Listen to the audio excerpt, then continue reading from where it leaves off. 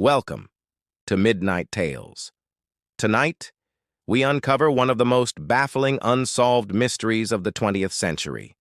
A man found dead on a beach. No name, no cause of death, and a single cryptic clue that has haunted investigators for decades. This is the Tamam Shud case. Our story begins in the seaside town of Adelaide, South Australia. Imagine the year is 1948. World War II has only recently ended, and the threat of another global conflict looms heavily over the minds of people across the globe. It is December 1st when a local resident takes their morning stroll along the beach. As they walk, they notice something unusual: a man lying face down in the sand. At first, it appears to be nothing more than someone fast asleep, perhaps enjoying a quiet moment alone on the beach. However, as the person approaches closer, they realize something is terribly wrong. The man is not breathing. His face is pale and his chest does not rise and fall with each breath. He is clearly dead. The news of a mysterious man washed up on the beach quickly spreads throughout the tight-knit community. Residents gather on Somerton Beach, morbidly curious to catch a glimpse of the lifeless form.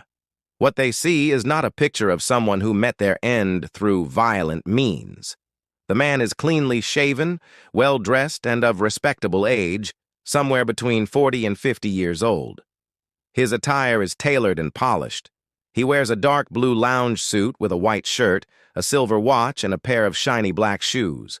There is nothing about his appearance that would immediately raise suspicion or indicate a life of crime. Yet how such a well-to-do gentleman met his demise on a secluded beach remains a total mystery. An investigation is launched, but it soon becomes apparent that the deeper authorities dig, the more perplexing the circumstances surrounding the man's death become.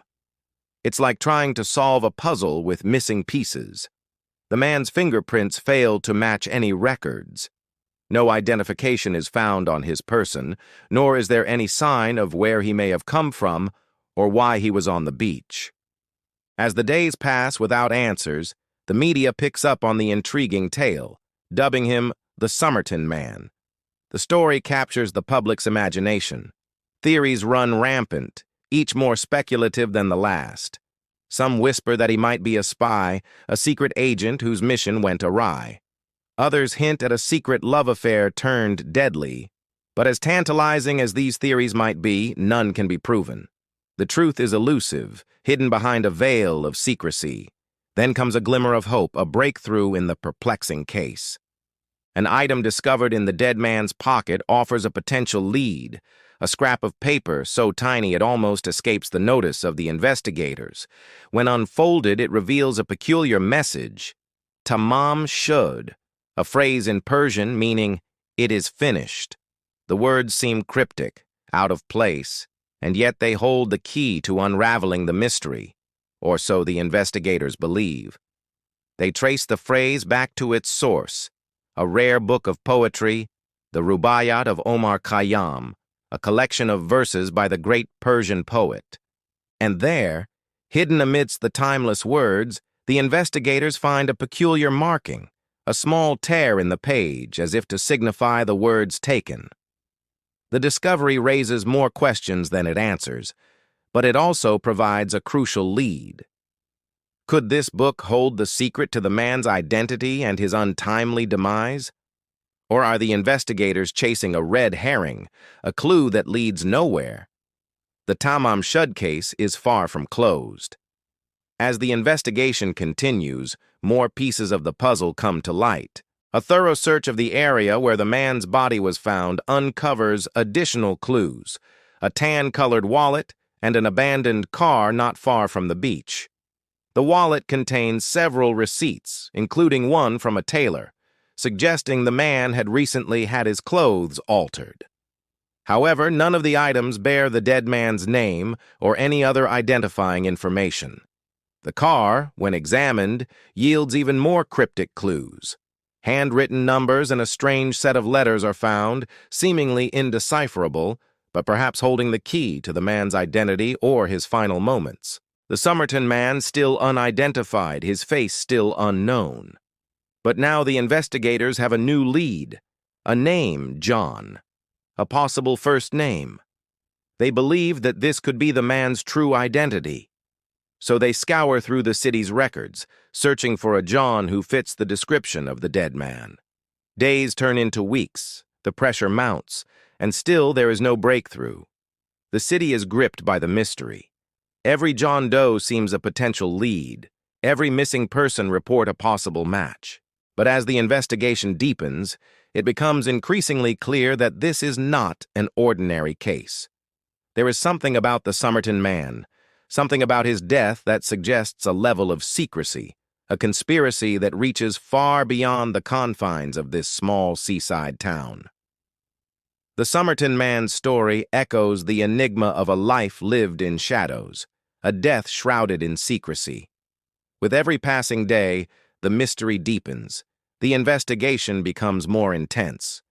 But as the clock ticks, the chances of finding definitive answers grow dimmer. Time, it seems, is slipping away, taking with it the key to unlocking the secrets of the Tamarind Shud case. The relentless march of time transforms the mystery from a puzzling enigma to a haunting specter. Decades pass, the initial shock subsides, but the mystery refuses to fade. Instead, it morphs into a chilling specter that lingers in the collective consciousness of the town. The once vibrant investigation loses momentum, turning into a sporadic effort, a few cold leads here, a fresh examination of old evidence there. Yet with each passing year, the web of intrigue thickens. Speculations run wild. Was the Somerton man a victim of foul play, silenced for knowing too much? Was he entangled in a web of espionage, caught between the shadows of international intrigue? Or was it a tragic tale of forbidden love, a heart broken beyond repair? Each theory adds another layer to the mystery, making the puzzle even more intricate. The case files gather dust on shelves, the whispers grow faint, but the mystery endures. It becomes a local legend, a cautionary tale told around hushed dinner tables and late-night conversations. The unanswered questions echo through the years, a constant reminder of a case that time itself cannot erase. Now, let's fast forward to the dawn of a new century. The Tamam Shud case, once a front-page sensation, has faded into the recesses of memory. Yet the allure of the unknown persists. A new generation, intrigued by tales of yesteryear, unearths the cold case files. For them, the Tamam Shud case is no relic of the past. It's a thrilling mystery waiting to be solved, a puzzle begging to be pieced together. With renewed interest comes a surge in investigative efforts. Amateur sleuths join the fray, poring over old reports, scrutinizing every detail, offering their own theories to the mix. Online forums buzz with activity, social media platforms ignite with speculation. And all the while, the official investigators work tirelessly, combing through forensic evidence, re-interviewing old witnesses, and following up on long-forgotten leads. In this digital age, the Tamam Shud case finds new life. Every grainy photograph, every faded newspaper clipping is meticulously examined, hoping to yield a piece of the missing puzzle. DNA technology, which was unheard of in the late 40s, is applied to the case.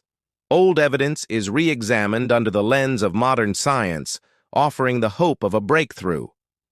Yet as advanced as our technology has become, the Tamam Shud case remains frustratingly elusive. It seems that despite the passage of time and the evolution of investigative tools, some mysteries refuse to be confined by the boundaries of logic and reason. The Tamam Shud case stands as a testament to the enduring power of the unknown. It's a chilling reminder that some stories end with more questions than answers. In the end, the identity of the Tamam Shud man remains a mystery, his death a puzzle with missing pieces. Yet the pursuit of answers has left an indelible mark, not just on the course of criminal investigation, but on our fascination with the unknown. So what do you think? Was the Somerton man a spy, a lover, or the victim of something far stranger? You've been listening to Midnight Tales. If you have a theory about the Tamam Shud case, share it in the comments below. And don't forget to subscribe for more real horror, hauntings, and unsolved mysteries from around the world.